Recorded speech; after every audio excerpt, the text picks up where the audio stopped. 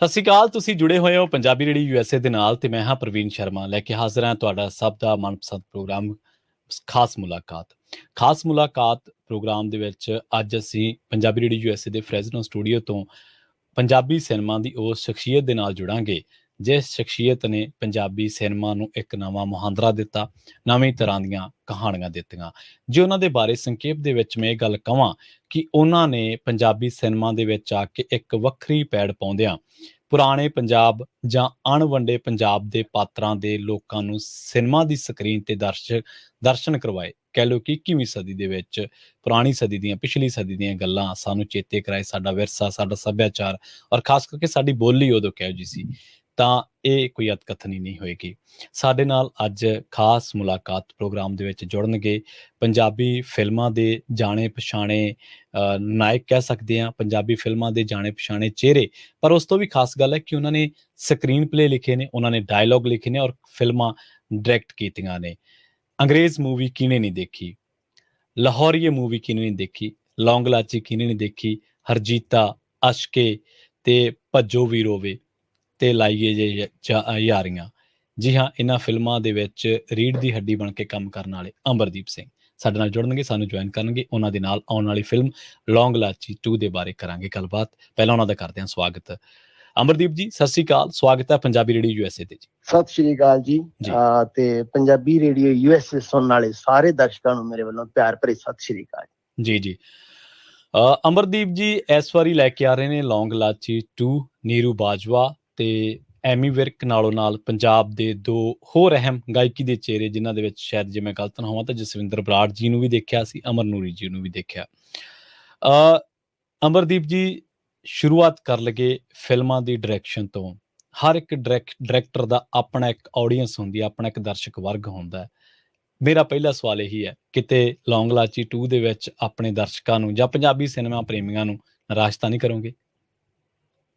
ਜੀ ਬਿਲਕੁਲ। ਮੈਂ ਤੁਹਾਨੂੰ ਇੱਕ ਗੱਲ ਕਹਾਂ ਕਿ ਮੈਂ ਨਾ ਇਹ ਕਹਿਣਾ ਹੀ, ਮੈਨੂੰ ਲੱਗਦਾ ਬਹੁਤ ਸਹੀ ਕੁਐਸਚਨ ਹੈ ਕਿ ਮੈਨੂੰ ਲੱਗਦਾ ਕਿ ਜਿਹੜੇ ਦਰਸ਼ਕ ਨੇ ਸ਼ਾਇਦ ਉਹ ਸਰਪ੍ਰਾਈਜ਼ ਵੀ ਹੋ ਸਕਦੇ ਵੀ ਯਾਰ ਜੋ ਸੋਚਿਆ ਸੀ ਉਸ ਤੋਂ ਕਿਤੇ ਬੈਟਰ ਫਿਲਮ ਆ ਜੀ।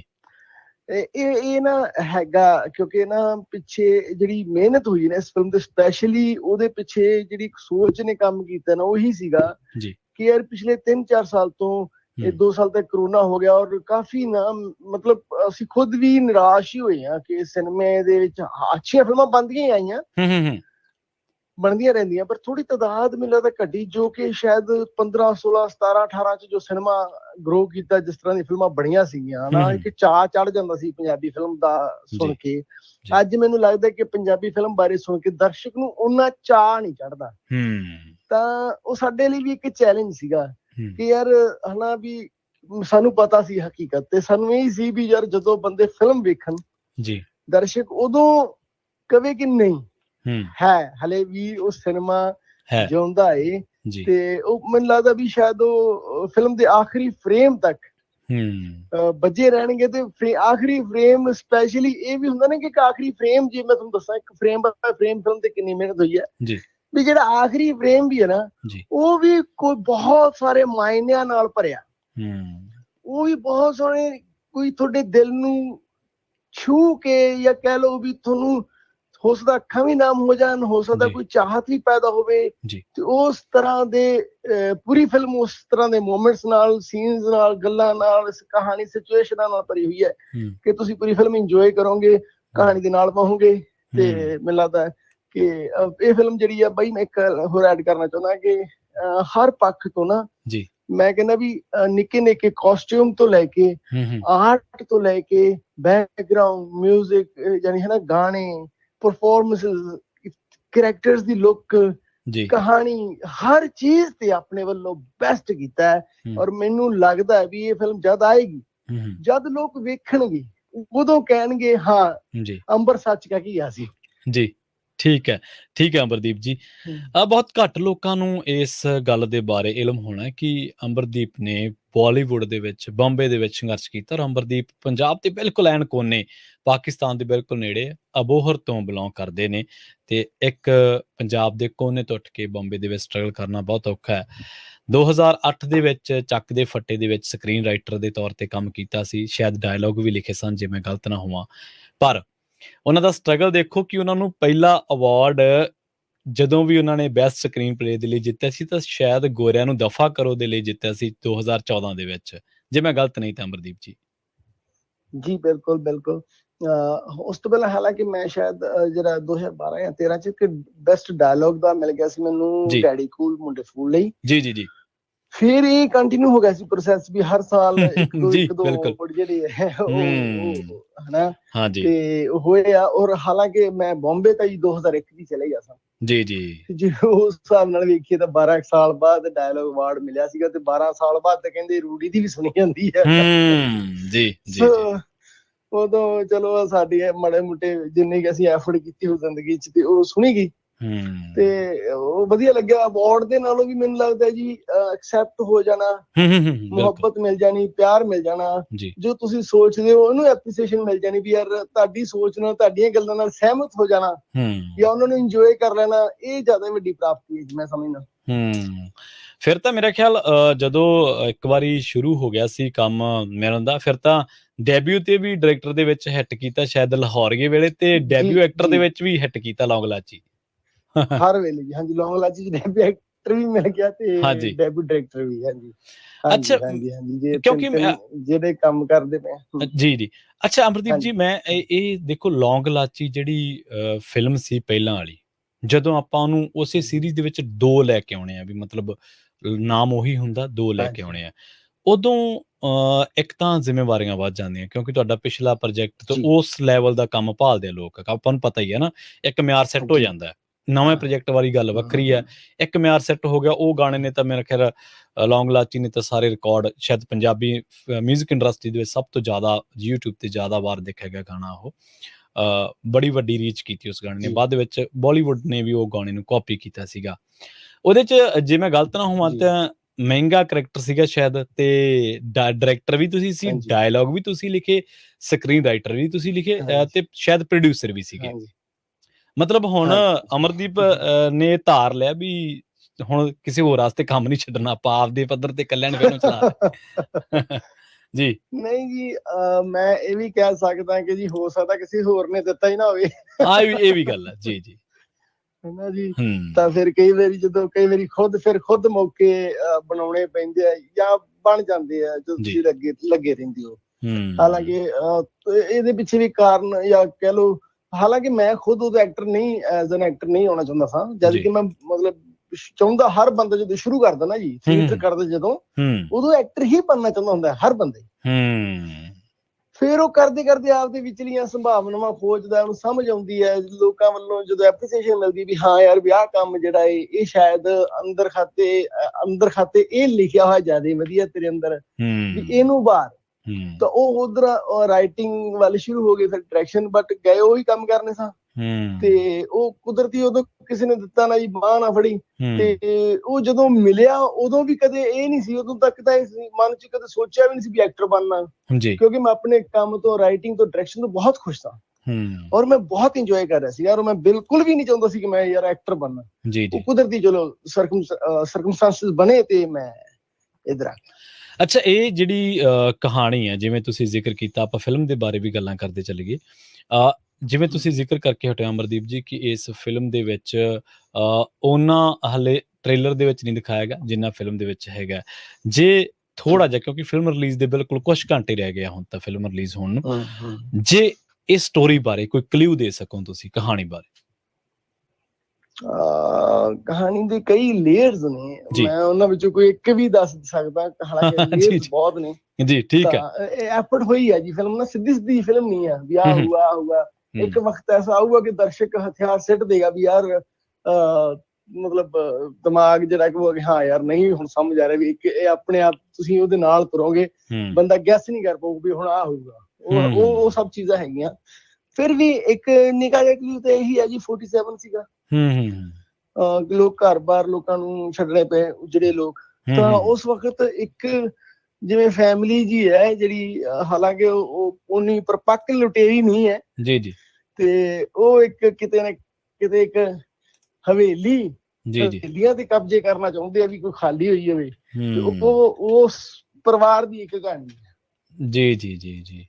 ਤੇ ਤੇ ਉਹ ਇੱਕ ਪਰਿਵਾਰ ਹੈ, ਉਸ ਤੋਂ ਇਲਾਵਾ 2-3 ਪਰਿਵਾਰ ਹੋਰ ਨੇ, ਐਕਚੁਅਲੀ 3 ਪਰਿਵਾਰਾਂ ਦੀ ਕਹਾਣੀ ਹੈ। ਹੂੰ ਤੇ ਜੀ ਉਹਦੇ ਵਿੱਚ ਜਿਹੜੇ ਸਾਡੇ ਆਹ ਕਰੈਕਟਰ ਨੇ ਮੇਨ, ਐਮੀ ਕਰ ਰਹੇ ਆ ਤੇ ਨੀਰੂ ਜੀ ਕਰ ਰਹੇ ਨੇ, ਜੀ ਜੀ ਇੱਕ ਮੇਰੇ ਹਿੱਸੇ ਆਇਆ।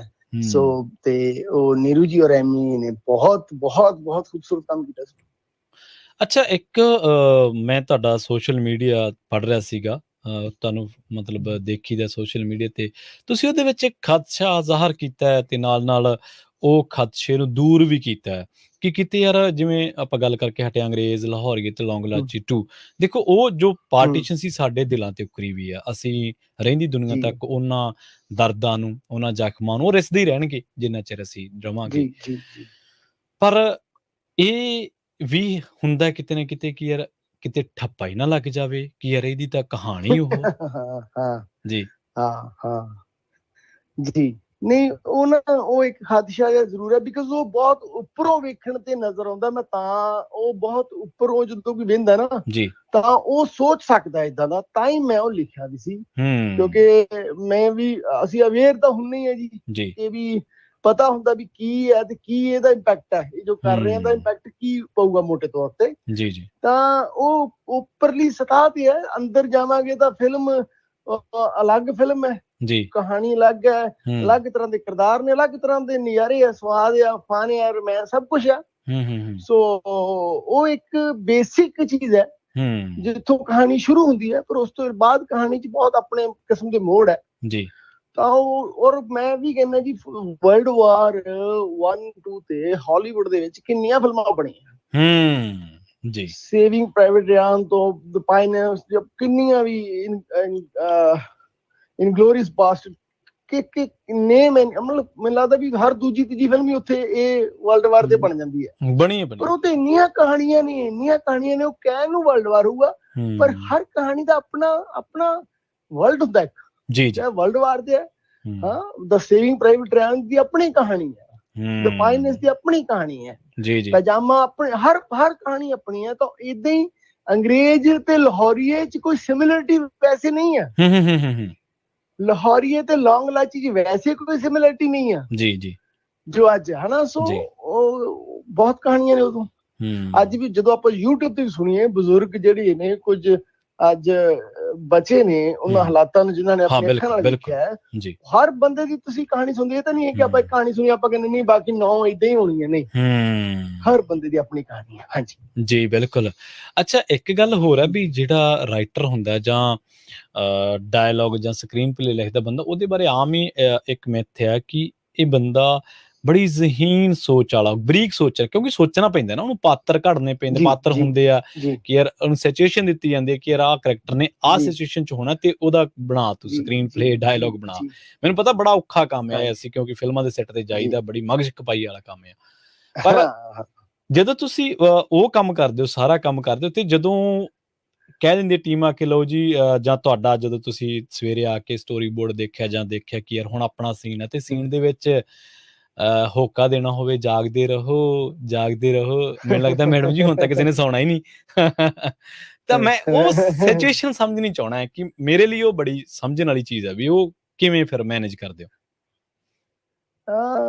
ਇੱਕ ਤਾਂ ਪਤਾ ਨਹੀਂ, ਮੈਂ ਉਹੀ ਗੱਲ ਹੈ ਵੀ ਆਦਤ ਵੀ ਥੋੜੀ ਜੀ ਹੋ ਜਾਂਦੀ ਆ ਜੀ, ਪਰ ਮੈਨੂੰ ਲੱਗਦਾ ਵੀ ਇਹ ਜ਼ਹੀਨ ਹੋਣ ਦੇ ਨਾਲ ਇਹ ਸਾਰੇ ਕੰਮਾਂ ਦੇ ਵਿੱਚ ਕਿਤੇ ਨਾ ਕਿਤੇ ਜਿਹੜੀ ਤੁਹਾਡੇ ਅੰਦਰ ਇੱਕ ਆਰਟਿਸਟਿਕ ਜੀ ਕੋਈ ਗੱਲ ਹੁੰਦੀ ਹੋਊਗੀ, ਮੈਨੂੰ ਲੱਗਦਾ ਉਹੀ ਉਹਦੇ ਕਾਰਨ ਹੀ ਸਭ ਕੁਝ ਹੁੰਦਾ। ਉਹ 'ਚ ਲਿਖਿਆ ਵੀ ਉਦਾਂ ਹੀ ਜਾਂਦਾ ਹੈ, ਤੇ ਜੇ ਆਪਾਂ ਆਰਟ ਬਾਰੇ ਵੀ ਸੋਚਣਾ ਤਾਂ ਸ਼ਾਇਦ ਉਹੀ ਇੱਕ ਰੀਜ਼ਨ ਹੁੰਦਾ, ਤੇ ਉਹੀ ਇੱਕ ਰੀਜ਼ਨ ਹੈ ਪਰਫਾਰਮੈਂਸ ਵੇਲੇ ਕਿ ਤੁਹਾਨੂੰ ਇੱਕ ਆਨੰਦ ਜਿਹਾ ਆਇਆ ਕਿ ਤੁਸੀਂ ਉਸ ਕੰਮ 'ਚ ਪਏ ਹੋ, ਹਨਾ। ਸੋ ਜਦੋਂ ਤੁਸੀਂ ਡਾਇਲੌਗ ਵੀ ਬੋਲਨੇ ਆ ਤਾਂ ਤੁਸੀਂ ਉਹ ਤੁਰੰਤ ਮੈਨੂੰ ਲੱਗਦਾ ਫੀਲ ਜਾਂ ਆ ਜਾਂਦਾ ਅੰਦਰ ਜੀ, ਤੇ ਉਹ ਫੀਲ ਜਿਹੜਾ ਆ ਉਹ ਬੁਲਵਾਉਂਦਾ ਹੈ। ਬੰਦਾ ਆਪ ਨਹੀਂ ਬੋਲ ਸਕਦਾ, ਜਿਵੇਂ ਤੁਸੀਂ ਹੁਣ ਕਹੋ ਜੀ ਕਿ ਉਹ ਉਦਾਂ ਹੀ ਬੋਲ ਤੇ ਨਹੀਂ ਬੋਲ ਸਕਦਾ, ਹਨਾ। ਤੁਸੀਂ ਵੇਖਿਆ ਹੋਣਾ ਆਰਟਿਸਟ ਨੂੰ ਕਹਿੰਦੇ ਨਾ ਸਟੇਜ ਤੇ ਵੀ, ਮਾਈਕ ਤੇ ਵੀ ਡਾਇਲੌਗ ਬੋਲ ਕੇ ਦਿਖਾਓ ਜੀ, ਤੁਸੀਂ ਕਦੇ ਵੀ ਨਹੀਂ ਕਿਹਾ, ਫੀਲ ਕੀਤਾ ਹੋਣਾ ਵੀ ਇਹ ਬੰਦੇ ਨੇ ਸੇਮ ਉਦਾਂ ਬੋਲਿਆ ਜਿਵੇਂ ਫਿਲਮ 'ਚ ਬੋਲਿਆ। ਉਹ ਨਹੀਂ ਬੋਲਿਆ ਜਾਂਦਾ, ਹਨਾ। ਤਾਂ ਉਹ ਵਕਤ ਜਿਹੜਾ ਏ, ਉਸ ਵਕਤ ਉਹ ਮਾਹੌਲ, ਉਹ ਫੀਲ, ਉਹ ਬੰਦਾ ਉਹਨਾਂ ਕੋਲ ਡੁੱਬਿਆ ਹੁੰਦਾ ਉਹਦੇ ਚ, ਕਿ ਸ਼ਾਇਦ ਮੈਨੂੰ ਲੱਗਦਾ ਕਿ ਮੇਰੇ ਲਈ ਉਹ ਸਭ ਕੁਝ ਆਪਣੇ ਆਪ ਹੁੰਦਾ ਜੀ। ਮੈਂ ਬਹੁਤ ਸੋਚ ਕੇ ਜੀ ਚਾਹਾਂ ਤਾਂ ਮੈਨੂੰ ਲੱਗਦਾ ਸ਼ਾਇਦ ਪਤਾ ਨਹੀਂ ਨਾ ਹੋਵੇ। ਹੁਣ ਮੈਨੂੰ ਲੱਗਦਾ ਵੀ ਸਵਾਲ ਦੇ ਜਵਾਬ ਦੇ ਨਾਲ ਤੁਸੀਂ ਇੱਕ ਗੱਲ ਤੋਂ ਵੀ ਇਨਕਾਰ ਕਰਤਾ ਵੀ ਕਿਤੇ ਮੈਨੂੰ ਬੋਲਣ ਨੂੰ ਨਾ ਕਹਿ ਦੇਵੇ।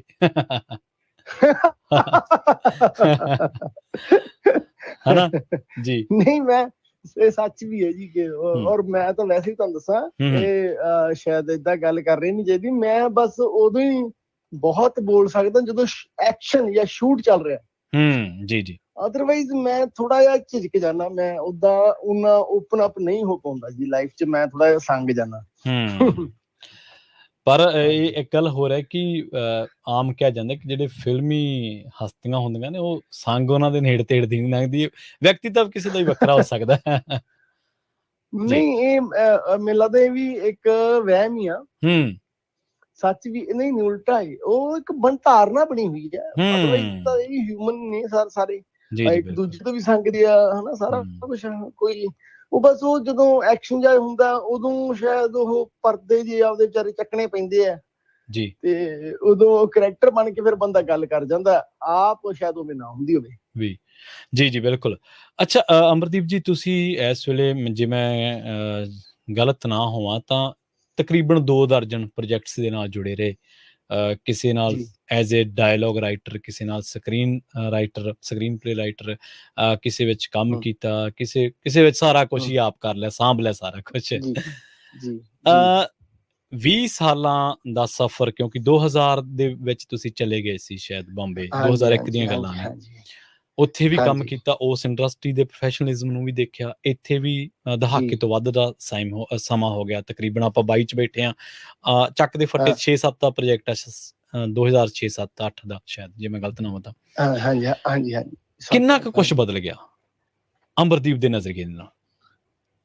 ਉਹ ਦੁਨੀਆ 'ਚ ਜਾਂ ਫਿਲਮ ਲਾਈਨ 'ਚ? ਫਿਲਮ ਲਾਈਨ 'ਚ, ਫਿਲਮ ਮੇਕਿੰਗ 'ਚ, ਸਾਡੀ ਇੰਡਸਟਰੀ 'ਚ ਕੀ ਕੁਛ ਬਦਲ ਗਿਆ?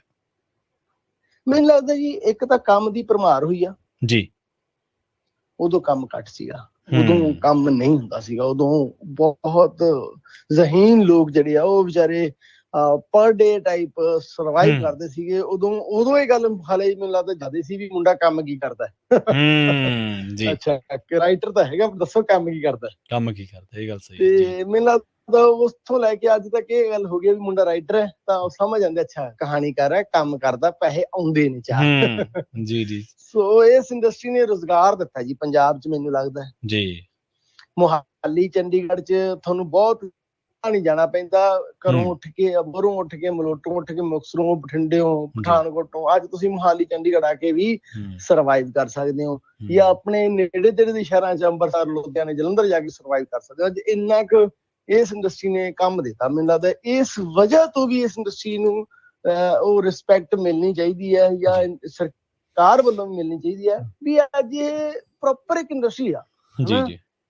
ਇਹਨੂੰ ਹਲੇ ਉਸ ਨਜ਼ਰ ਨਾਲ ਨਹੀਂ ਵੇਖਿਆ ਜਾਂਦਾ, ਹਲੇ ਵੀ ਇਹਨੂੰ ਬਸ ਐ ਵੀ ਹੱਸਣ ਖੇਡਣ ਜੀ ਵਾਲੀ, ਹਨਾ, ਵੀ ਐ ਜੇ, ਜਦ ਕਿ ਏਦਾਂ ਨਹੀਂ ਆ। ਇੱਥੇ ਜਿਹੜੇ ਬੰਦੇ ਕੰਮ ਕਰਦੇ ਆ ਉਹ ਵੀ ਬਹੁਤ ਮਿਹਨਤੀ ਔਰ ਬਹੁਤ ਪ੍ਰੋਫੈਸ਼ਨਲ, ਔਰ ਬਹੁਤ ਜ਼ੋਰ ਲੱਗਦਾ ਉਹਨਾਂ ਦਾ। ਜੀ ਜੀ ਜੀ। ਔਰ ਰਿਸਕ ਹੈ। ਅੱਜ ਅਸੀਂ ਫਿਲਮ ਬਣਾਈ ਆ, ਉਹਦੇ ਚ ਕਿੰਨਾ ਪੈਸਾ, ਕਿੰਨਾ ਟਾਈਮ, ਅਸੀਂ 7 ਮਹੀਨਿਆਂ ਤੋਂ ਮੈਨੂੰ ਲੱਗਦਾ ਵੀ ਦਿਨ ਰਾਤ ਲਾਇਆ ਹੋਇਆ ਹੈ।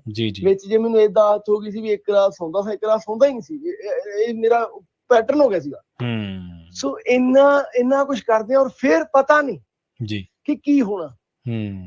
ਸੋ ਇੰਨੀ ਰਿਸਕ ਭਰੀ ਔਰ ਇੰਨੀ ਐਫਰਟ ਵਾਲੀ ਇੰਡਸਟਰੀ ਨੂੰ ਉਹਦੀ ਰਿਸਪੈਕਟ ਮੈਨੂੰ ਲੱਗਦਾ ਹੈ ਅੱਜ ਲੋੜ ਹੈ ਜੀ। ਅੱਛਾ, ਇਸੇ ਦਰਮਿਆਨ ਦੇਖੋ ਇੰਨਾ ਲੰਮਾ ਵਕਫਾ, ਜੇ ਆਪਾਂ ਕਹੀਏ ਵੀ ਆਪਣੀ ਹਰ ਫਿਲਮ ਹੀ ਅੰਗਰੇਜ਼ ਦਾ ਵਰਗਾ ਮਾਰਕਾ ਮਾਰ ਜਾਵੇ, ਹਰ ਫਿਲਮ ਹੀ ਸਾਡੀ ਜਿਹੜੀ ਹੈ ਉਹ ਇਸ ਤੋਂ ਅੱਗੇ ਚਲੀ ਜਾਵੇ, ਮੇਰੇ ਖਿਆਲ ਹਰ ਪ੍ਰੋਜੈਕਟ ਦੀ ਆਪਣੀ ਇੱਕ ਹਿੱਟ ਹੋਣ ਦੀ ਇੱਕ ਲੈਵਲ ਹੈ, ਦਰਸ਼ਕਾਂ 'ਚ ਹਰਮਨ ਪਿਆਰਤਾ ਦਾ ਇੱਕ ਲੈਵਲ ਹੈ, ਕੋਈ ਵੀ ਚੀਜ਼ ਦੂਰੀ ਕਦੇ ਨਹੀਂ ਬਣੀ ਦੁਨੀਆ ਦੇ ਵਿੱਚ, ਨਹੀਂ ਬਣਦੀ, ਉਸ ਤੋਂ ਜਾਂ 4 ਕਦਮ ਅੱਗੇ ਜਾਂ ਉਸ ਤੋਂ ਵੀ ਅੱਗੇ ਤੇ ਜਾਂ ਫਿਰ ਜਾਂ ਪਿੱਛੇ। ਅੰਗਰੇਜ਼ ਦੀ ਗੱਲ ਕਰਾਂ, 2015 ਦਾ ਉਹ ਟਾਈਮ ਜਦੋਂ ਮੇਰਾ ਖਿਆਲ ਹੈ, ਜੇ ਮੈਂ ਗਲਤ ਨਾ ਹੋਵਾਂ ਤਾਂ 6-6 ਮਹੀਨੇ ਵੀ ਲੋਕਾਂ ਨੇ, 5-5 ਮਹੀਨੇ ਵੀ ਲਗਾਤਾਰ ਅੰਗਰੇਜ਼ ਵੇਖੀ ਹੋਣੀ ਹੈ, ਕਾਫੀ ਟਾਈਮ। ਪੰਜਾਬੀ ਫਿਲਮਾਂ ਦੇ ਲਿਹਾਜ਼ ਦੇ ਨਾਲ, ਪੰਜਾਬੀ ਸਿਨੇਮਾ ਦੇ ਲਿਹਾਜ਼ ਦੇ ਨਾਲ ਬਹੁਤ 5-6 ਵਾਰੀ ਲੋਕਾਂ ਨੇ ਵੇਖੀ ਹੈ, ਬਿਲਕੁਲ ਵੇਖੀ ਹੈ। ਉਸ ਤੋਂ ਬਾਅਦ ਲਾਹੌਰੀਏ ਦਾ ਵੀ ਇੱਕ ਦੌਰ ਆਇਆ। ਹਰਜੀਤਾ ਫਿਲਮ ਮੈਨੂੰ ਲੱਗਦਾ ਕੋਈ ਬੰਦਾ ਹੋਣਾ ਜਿਹੜਾ ਮੈਂ ਨਾ ਪਹਿਲਾਂ ਤੁਹਾਨੂੰ ਕਹਿਣਾ ਚਾਹੁੰਦੀ, ਹਰਜੀਤਾ ਮੇਰੀ ਨਹੀਂ ਹੈ ਜੀ, ਲਵ ਪੰਜਾਬ ਆਈ ਸੀ ਆਪਣੀ, ਲਵ ਪੰਜਾਬ ਨਹੀਂ ਵੀ ਜਿਹੜਾ ਬੰਦਾ ਦੇਖ ਕੇ ਰੋਇਆ ਨਹੀਂ, ਮੈਂ ਉਹ ਗੱਲ ਤੇ ਆਉਂਦਾ ਸੀਗਾ। ਹਾਂ ਜੀ, ਸਿਨੇਮੇ ਆਡੀਅנס ਵਾਈਜ਼ ਆਉਂਦਾ ਸੀਗਾ ਮੈਂ ਇਸ ਗੱਲ ਤੇ। ਜੀ ਜੀ, ਵੀ ਲੋਕਾਂ ਨੇ ਇੱਕ ਫੀਲ ਕੀਤਾ ਫਿਲਮ ਨੂੰ ਦੇਖ ਕੇ ਕਿ ਯਾਰ ਆਹ ਸੀ ਅੰਗਰੇਜ਼ ਇੱਕ ਹੋਰ ਸੀ। ਅੰਗਰੇਜ਼ ਦੇ ਡਾਇਲੋਗ ਮੈਨੂੰ ਅੱਜ ਯਾਦ ਹੈ, ਮਤਲਬ ਫੱਟ ਡੂੰਘਾ ਖਾ ਗਿਆ, ਲੱਗਦਾ ਸਮਝ ਨਹੀਂ ਆਉਂਦੀ, ਪੱਟੀ ਲਾ ਕੇ ਸੂਤਾ ਉਹ ਜਾਂ ਖੁੱਲਾ ਛੱਡ ਕੇ। ਮੇਰੇ ਯਾਦ ਆ, ਮੈਂ ਇੱਕ ਦਿਨ ਉਹਨਾਂ ਨੂੰ ਇੰਟਰਵਿਊ ਕੀਤਾ, ਉਹਨਾਂ ਦਾ ਨਾਮ ਸਰਗੁਣ ਮਹਿਤਾ, ਸਰਗੁਣ ਜੀ ਹਨ ਜੀ, ਤੇ ਉਹਨਾਂ ਨੂੰ ਮੈਂ ਸਪੈਸ਼ਲੀ ਕਿਹਾ, ਮੈਂ ਕਿਹਾ ਜੀ ਤੁਸੀਂ ਇੰਟਰਵਿਊ ਦੇ ਵਿੱਚ ਲਾਸਟ ਤੇ ਬੋਲ ਕੇ ਜਾਣਾ ਪਲੀਜ਼, ਮੈਨੂੰ ਚੰਗਾ ਲੱਗਦਾ ਉਹ ਡਾਇਲੋਗ। ਉਹਨਾਂ ਨੇ ਬੋਲਿਆ ਖੈਰ ਵੈਸੇ। ਤੇ ਮਤਲਬ ਇਹ ਬਹੁਤ ਘੱਟ ਪ੍ਰੋਜੈਕਟ ਹੁੰਦੇ ਆ ਅੰਬਰਦੀਪ ਜੀ ਜਿਹੜੇ ਛਾਪ ਛੱਡ ਜਾਂਦੇ, ਜਿਹੜੇ ਮਤਲਬ ਜਿਹੜੇ ਨੋਟਡ ਹੁੰਦੇ ਆ, ਹਨਾ। ਸੋ ਜਦੋਂ ਤੁਹਾਡੇ ਤੇ ਤੁਹਾਡੇ ਆਲਰੇਡੀ ਜ਼ਿੰਮੇਵਾਰੀਆਂ ਹੋਣ ਅੰਗਰੇਜ਼ ਵਰਗੀਆਂ ਜਾਂ ਲਵ ਪੰਜਾਬ ਵਰਗੀਆਂ ਜਾਂ ਅਸ਼ਕੇ ਵਰਗੀਆਂ ਜਾਂ ਮੰਨ ਲਓ ਲਾਹੌਰੀਏ ਵਰਗੀਆਂ, ਲੌਂਗ ਲਾਚੀ ਵਰਗੀਆਂ ਇੰਨੀਆਂ ਜ਼ਿੰਮੇਵਾਰੀਆਂ ਹੋਣ, ਤਾਂ ਮੇਰਾ ਖਿਆਲ ਹੈ ਕਿ ਤੁਹਾਡੀ ਜਿਹੜੀ ਮਨੋਭਾਵਨਾ ਹੋਊਗੀ 19 ਅਗਸਤ ਨੂੰ ਸ਼ਾਇਦ ਉਹ ਕੋਈ ਜਾਣਦਾ ਅੰਦਰ ਵੜ ਕੇ ਡਾਇਰੈਕਟਰ ਦੇ ਅੰਦਰ ਜੀ। ਜੀ ਡੈਫੀਨਿਟਲੀ ਟਫ ਹੁੰਦਾ। ਮੈਂ ਤਾਂ ਵੈਸੇ ਵੀ ਕਹਿਣਾ ਹੁੰਦਾ ਕਿ ਜਦੋਂ ਕੋਈ ਫਿਲਮ ਸਕਸੈਸ ਹੋ ਜਾਂਦੀ ਆ ਤਾਂ ਐਕਚੁਅਲੀ ਸਟ੍ਰੈਸ ਆ ਜਾਂਦਾ ਵੀ ਯਾਰ ਹੁਣ ਕੀ ਬਿਲਕੁਲ ਨੈਕਸਟ, ਇਸ ਤੋਂ ਬਾਅਦ ਕੀ, ਇਸ ਤੋਂ ਅੱਗੇ ਕੀ, ਇਸ ਤੋਂ ਅਲੱਗ ਕੀ, ਹਨਾ ਜੀ ਜੀ। ਤੇ ਮੈਂ ਜ਼ਰੂਰ ਇੰਨਾ ਕੁ ਬਲੈਸਡ ਹੈਗਾ ਕਿ ਮੇਰੀ ਜਿੰਨੀਆਂ ਵੀ ਮੇਰੀਆਂ ਕਹਾਣੀਆਂ ਨੇ, ਮੈਨੂੰ ਲੱਗਦਾ ਨੇ ਵੀ ਕਹਾਣੀ ਚ ਕੋਈ ਕਹਾਣੀ ਆਪਸ ਚ ਮਿਲਦੀ ਨਹੀਂ ਹੋਊਗੀ। ਜੀ ਜੀ ਜੀ ਜੀ, ਮੈਨੂੰ ਨਹੀਂ ਲੱਗਦਾ ਕਿ ਲਾਹੌਰੀਏ ਜਾਂ ਲੌਂਗ ਲਾਚੀ ਦੀ ਕਹਾਣੀ ਚ ਆਪਸ ਚ ਕੋਈ ਕਨੈਕਸ਼ਨ ਹੈ ਜਾਂ ਅੰਗਰੇਜ਼ ਦੀ ਕਹਾਣੀ ਕਿਸੇ ਨਾਲ ਮਿਲਦੀ ਹੈ। ਏਦਾਂ ਜੇ ਥੋੜਾ ਜਿਹਾ ਰੱਖੀਦਾ ਤੇ ਕੋਸ਼ਿਸ਼ ਵੀ ਇਹੀ ਕਰੀਦੀ ਕਿ ਹਰ ਵਾਰੀ ਅਲੱਗ ਕੀਤਾ ਜਾਵੇ। ਜਿਵੇਂ ਅੰਗਰੇਜ਼ ਆਈ ਸੀ ਤਾਂ ਮੈਂ ਤੁਰੰਤ ਉਸ ਤੋਂ ਬਾਅਦ ਲਵ ਪੰਜਾਬ ਕਹਾਣੀ ਕਹੀ ਸੀਗੀ ਜੀ ਜੀ, ਕਿ ਹਾਲਾਂਕਿ ਮੇਰੇ ਕੋਲੇ ਬੜੀ ਆਫਰ ਸੀ ਵੀ ਯਾਰ ਪੁਰਾਣੇ ਪੰਜਾਬ ਤੇ ਕੋਈ ਫਿਲਮ ਆ ਜਾਏ। ਮੈਂ ਸੋਚਦਾ ਸੀ ਵੀ ਨਹੀਂ ਹੁਣ ਨਹੀਂ, ਇਹ ਆ ਗਈ ਆ ਹੁਣ, ਬਾਕੀ ਕਰਨ ਟਰਾਈ, ਆਪਾਂ ਹੁਣ ਨਵਾਂ ਪੰਜਾਬ ਦੱਸਾਂਗੇ, ਹਨਾ ਜੀ ਜੀ। ਸੋ ਇਹ ਇੱਕ ਜਿਹੜਾ ਟੈਨਸ਼ਨ ਹੈ ਜਾਂ ਰਿਸਕ, ਪਰ ਸਵਾਦ ਵੀ ਇਸੇ ਦਾ ਵੀਰੇ, ਵੀ ਜਿਵੇਂ ਅੱਜ ਹੁਣ ਮੰਨ ਲਓ ਲੌਂਗ ਲਾਚੀ 1 ਸੀ, ਬਹੁਤ ਪਸੰਦ ਸੀ, ਬਹੁਤ ਪਿਆਰੀ, ਇੱਕ ਨਿੱਕੀ ਜੀ ਪਿਆਰੀ ਜੀ ਕਹਾਣੀ ਸੀ, ਇੱਕ ਨਵੀਂ ਜਿਹੀ ਕਹਾਣੀ ਸੀ ਵੀ ਹਸਬੈਂਡ ਵਾਈਫ ਹੈ, ਉਹਨਾਂ ਦੇ ਚਾਰ ਹੈਗੇ, ਪਿਆਰ ਨਹੀਂ ਕਰ ਪਾਏ, ਗਰੀਬੀ ਕਰਕੇ ਕੰਮਾਂ ਧੰਦਿਆਂ ਚ ਉਲਝ ਗਏ, ਉਹੀ ਘਰਦਿਆਂ ਨੇ ਵਿਆਹ ਕਰਤੇ ਤੇ ਉਹ ਜਿਹੜਾ ਫਿਲਮਾਂ ਚ ਵੇਂਦੇ ਸਨ ਵੀ ਯਾਰ ਆ ਪਿਆਰ ਐ ਹੁੰਦਾ ਐ, ਉਹ ਵਿਚਾਰੇ ਆਪਦੇ ਚਾਅ ਪੂਰੇ ਕਰਦੇ ਇੱਕ ਦੂਜੇ ਨਾਲ ਅਜਨਬੀ ਬਣ ਕੇ, ਹਨਾ। ਤੇ ਉਹ ਓਦਾਂ ਦੀ ਕਹਾਣੀ ਸੀ, ਉਹਨੂੰ ਹੀ ਪਿਆਰ ਮਿਲਿਆ। ਤਾਂ ਅੱਜ ਸਾਡੇ ਲਈ ਚੈਲੰਜ ਸੀਗਾ ਕਿ ਹੁਣ ਉਹਨੂੰ ਕਿਵੇਂ ਕ੍ਰਾਸ ਕਰੀਏ, ਉਸ ਤੋਂ ਅਲੱਗ ਕਿਵੇਂ ਜਾਈਏ। ਤਾਂ ਪਰ ਉਹਦੇ ਚ ਇੱਕ ਅੱਛੀ ਗੱਲ ਸੀਗੀ ਕਿ ਅਸੀਂ ਐਂਡ ਤੇ ਇੱਕ ਗੱਲ ਕਹਿ ਕੇ ਗਏ ਸਾਂ, ਉਹ ਦੋਨੋਂ ਹਸਬੈਂਡ ਵਾਈਫ ਗੱਲ ਕਰਦੇ ਵੀ ਕਾਸ਼ ਉਦੋਂ ਪੈਦਾ ਹੋਏ ਹੁੰਦੇ ਜਦੋਂ ਦੋਨੇ ਪੰਜਾਬ ਇੱਕ ਸਨ। ਸੋ ਸਾਡੇ ਕੋਲ ਇੱਕ ਚੀਜ਼ ਸੀਗੀ ਜੀ ਜੀ ਜੀ, ਕਿ ਕਹਾਣੀ ਉਦੋਂ ਦੀ ਕਹਿਣੀ ਆ ਜੀ। ਤਾਂ ਕਰਦੇ ਹਨਾ ਉਹ ਹੋਰ ਫਿਲਮਾਂ ਚੋਂ ਡਿਸਕਸ ਕਰਦੇ ਉਹ ਕਹਾਣੀ ਆ ਗਈ, ਫਿਰ ਅਸੀਂ ਇੱਥੇ ਕੰਮ ਕੀਤਾ ਤੇ ਅੱਜ ਮੈਨੂੰ ਲੱਗਦਾ ਵੀ ਉਹ ਅਲੱਗ ਸੀ, ਇਹ ਅਲੱਗ ਹੈ ਜੀ। ਹੋ ਸਕਦਾ ਜਿਵੇਂ ਸਾਡੇ ਆਸੇ ਪਾਸੇ ਦੇ ਜਿਹੜੇ ਨਾਲ ਦੇ ਫਿਲਮ ਜਦੋਂ ਵਹਿੰਦੇ ਆ ਕ੍ਰਿਊ ਮੈਂਬਰ ਜਾਂ ਹਨਾ ਕੋਈ ਏਦਾਂ ਦੇ ਜਿਹੜੇ ਬਹੁਤ ਕਲੋਜ਼ ਜਿਹਨਾਂ ਨੂੰ ਵਿਖਾਈ ਜਾ ਸਕਦੀ ਆ, ਜਦੋਂ ਉਹ ਕਹਿੰਦੇ ਆ ਕਿ ਪਹਿਲੀ ਨਾਲੋਂ ਬਹੁਤ ਬੈਟਰ ਹੈ, ਹਾਂ ਬਿਲਕੁਲ ਤਾਂ ਸਕੂਨ ਮਿਲਦਾ ਜੀ ਜੀ ਜੀ ਜੀ, ਬਿਲਕੁਲ ਹਾਂ ਜੀ। ਸੋ ਬਿਲਕੁਲ ਜੀ, ਅਮਰਦੀਪ ਜੀ ਦੀ ਫਿਲਮ ਆ ਰਹੀ ਹੈ, ਅਮਰਦੀਪ ਐਮੀ ਵਿਰਕ, ਤੇ ਉਹਨਾਂ ਦੇ ਨਾਲ ਹੋਣਗੇ ਮੈਡਮ ਜਿਹੜੇ ਪੰਜਾਬੀ ਫਿਲਮਾਂ ਦੇ ਬੜੇ ਮਕਬੂਲ ਚਿਹਰੇ ਨੇ ਉਹ, ਹਾਂਜੀ। ਤੇ ਇਹਨਾਂ ਦੇ ਵਿੱਚ ਸ਼ਾਇਦ ਮੈਂ ਇੱਕ ਜਿਹੜਾ ਗਾਣਾ ਦੇਖਿਆ ਆ, ਜਸਵਿੰਦਰ ਬਰਾੜ ਜੀ ਤੇ ਅਮਰ ਨੂਰੀ ਜੀ ਵੀ ਹੈਗੇ ਨੇ। ਹਾਂਜੀ ਹਾਂਜੀ ਜੀ, ਤੇ ਤੁਸੀਂ ਇਹਨਾਂ ਨੂੰ 19 ਅਗਸਤ ਨੂੰ ਜੀ ਬੋਲੋ ਤੁਸੀਂ। ਬੜਾ ਜੀ ਇਹਨਾਂ ਦੇ ਤਾਂ ਅਸੀਂ ਫੈਨ ਵਰਗੇ ਹੀ ਆ ਵੀ ਇਸ ਦਾ ਮਤਲਬ ਨੂਰੀ ਮੈਮ ਨੂੰ ਏਦਾਂ ਸੁਣਿਆ ਹੋਇਆ ਜੀ, ਹਨਾ। ਛੋਟੇ ਹੁੰਦੇ ਸੀ ਜਦੋਂ ਉਹ ਸ਼ਾਇਦ ਜਲੰਧਰ ਦੂਰਦਰਸ਼ਨ ਤੇ ਗਾਣਾ ਆਇਆ ਸੀਗਾ, ਨਛੱਤਰਾਂ ਲੈ ਵੇਖ ਸਾਬਣ ਦੀ ਟਿੱਕੀ ਤੇ ਉਹ ਭਾਬੀ ਮੇਰੀ ਗੁੱਤ ਕਰਦੇ ਮੇਰੇ ਨੱਚਦੀ ਦੇ ਖੁੱਲ ਕੇ ਵਾਲ, ਹਨਾ। ਸੋ ਉਦੋਂ ਦੇ ਸੁਣੇ ਆ। ਫਿਰ ਜਸਵਿੰਦਰ ਬਰਾੜ ਮੈਮ, ਹਨਾ। ਬਿਲਕੁਲ।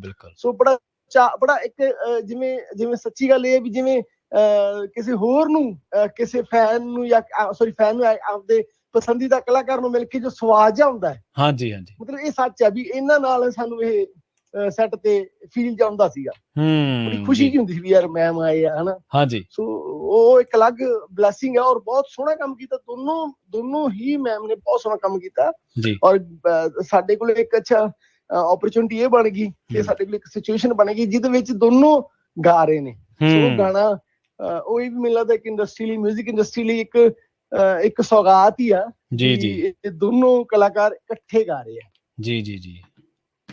ਤੇ ਇਹ ਵੀ ਗੱਲ ਹੈ, ਇਹ ਵੀ ਬੜਾ ਸੁਮੇਲ ਹੈ ਕਿ ਨੂਰੀ ਜੀ ਤੇ ਨੀਰੂ ਜੀ ਦੋਨੇ ਇਕੱਠੇ ਨੇ। ਉਹ ਬੜਾ ਔਖਾ ਸਾਡੇ ਲਈ ਨਾ ਜੀ, ਉਹ ਸਾਡੇ ਤੇ ਬੜਾ ਔਖਾ ਹੋਵੇ ਕੰਮ। ਹਾਂਜੀ ਨਾਮ ਪ੍ਰੋਨਾਉਂਸ ਹੁੰਦੇ ਨਾ, ਨੂਰੀ ਜੀ ਦਾ ਕੰਮ ਹੈ ਤੇ ਨੀਰੂ ਜੀ ਨੂੰ ਬੁਲਾ ਲਓ, ਬਿਲਕੁਲ ਨੀਰੂ ਜੀ ਦਾ ਕੰਮ ਹੈ ਤੇ ਨੂਰੀ ਜੀ ਨੂੰ ਬੁਲਾ ਲਓ। ਹਾਂਜੀ ਹਾਂਜੀ ਔਰ ਫਿਲਮ ਚ ਕੀਤਾ ਜਿਨ੍ਹਾਂ ਨੇ ਮਾਵਾਂ ਧੀਆਂ ਦਾ ਰੋਲ ਹੈ। ਹਾਂਜੀ, ਤੇ ਕਈ ਵਾਰੀ ਉਹ ਕ੍ਰਿਊ ਚੱਕਰ ਚ ਪੈ ਜਾਂਦਾ ਹੈ, ਖਾਸ ਕਰਕੇ ਜਿਹੜੇ ਨੌਨ ਪੰਜਾਬੀ ਆਉਂਦੇ ਆ ਕ੍ਰਿਊ ਦੇ ਵਿੱਚ ਬੰਦੇ।